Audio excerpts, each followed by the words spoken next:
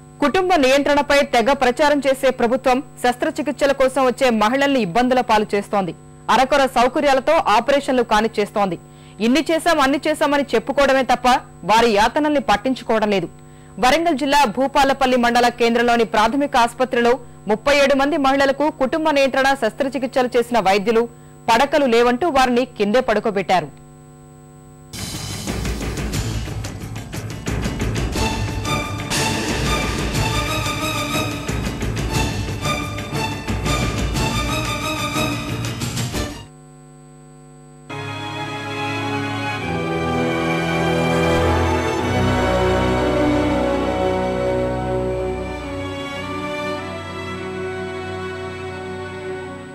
ఇది మన సర్కారు దవాఖానాల దుస్థితి. కుటుంబ నియంత్రణపై ప్రచారమే జోరు.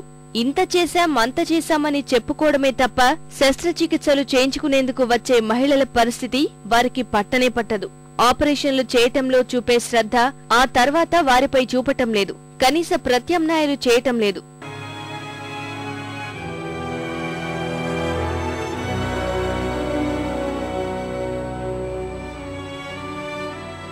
ఇది వరంగల్ జిల్లా భూపాలపల్లి మండల కేంద్రంలోని ప్రాథమిక ఆసుపత్రి దుస్థితి.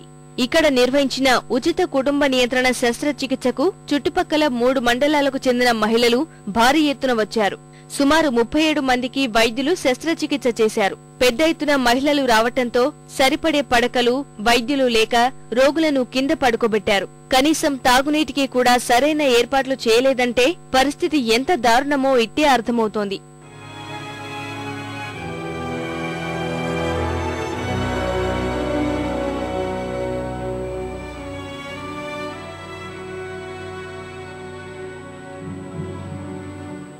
వేసుకున్నామన్నా కనీసానికి మంచిలు కూడా లేవు సార్. మంచిలు లేవు, ఏం లేవు.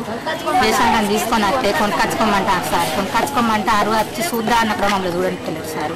ఎవరిని వండుకొని వాళ్ళని ఇబ్బంది మంటని ఊరుచుకుంటలేదు సార్. ప్యాన్ కూడా లేదు సార్.